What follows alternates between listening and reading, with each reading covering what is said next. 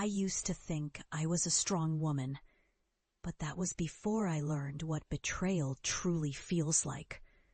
Before I realized how silent longings can turn into a quiet storm that no one sees coming.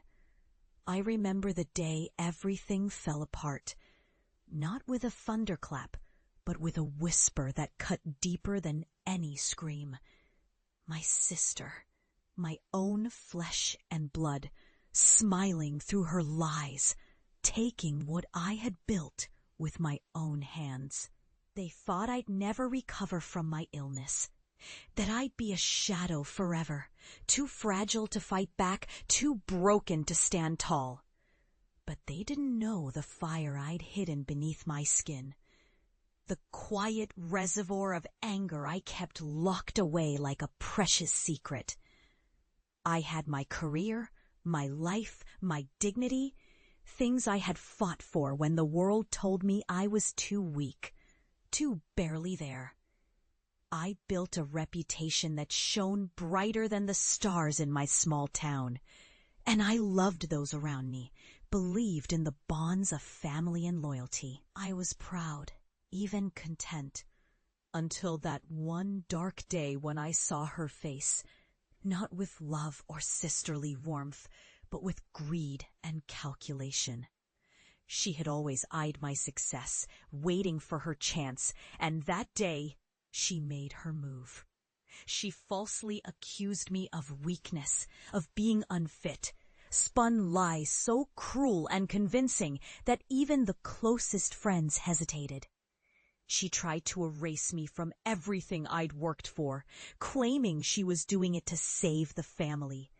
But I saw through her, saw her sneer lurking behind her fake smile. That was the beginning of my descent into grief, into rage, the slow unraveling of who I was, and the realization that she had used my illness as a weapon, a tool to claim what was never hers to take. Watching her step into my role, my place at the head of the family table, it was like a knife twisting each day sharper into my soul.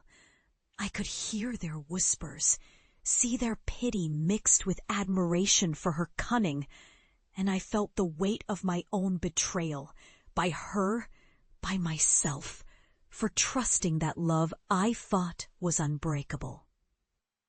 That grief fermented into anger, a slow burn that grew each time I saw her laugh in my face, act like she owned everything I had built.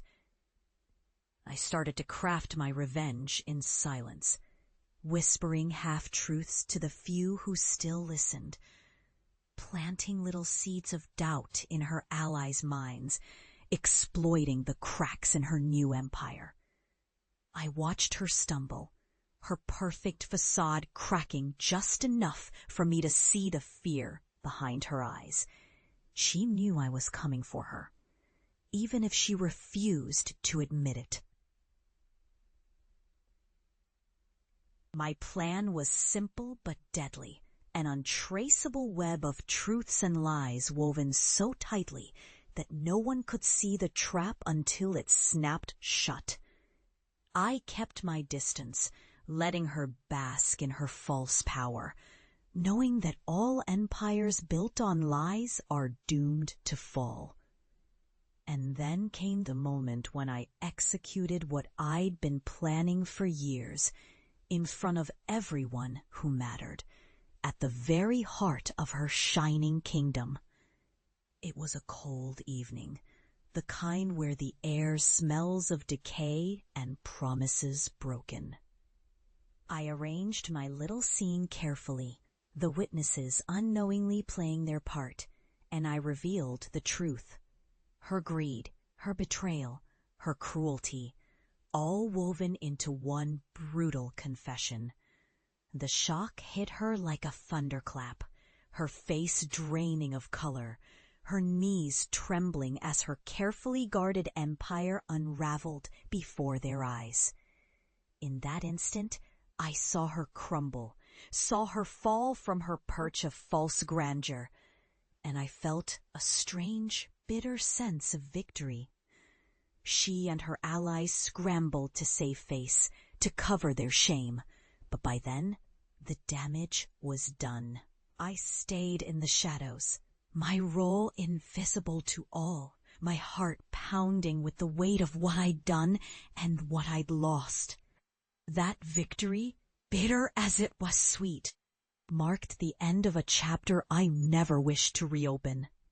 I left behind everything. The fame, the family, the hollow pride I once carried, and stepped into a new life. One where I could finally breathe without the weight of her lies. I often sit in my quiet house now, watching the sunset paint the sky in shades I once thought beautiful. And I wonder if she ever looks back, if she ever feels the emptiness she created.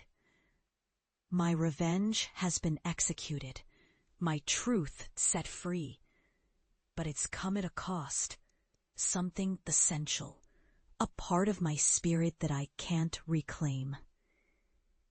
I realize now that the power I sought was never truly in tearing her down, but in surviving her betrayal, in forging my own path from the ashes. And yet, as I whisper these memories to myself in the dark, I know that I've also lost a piece of who I was, someone who believed in family, in love, in the possibility of kindness.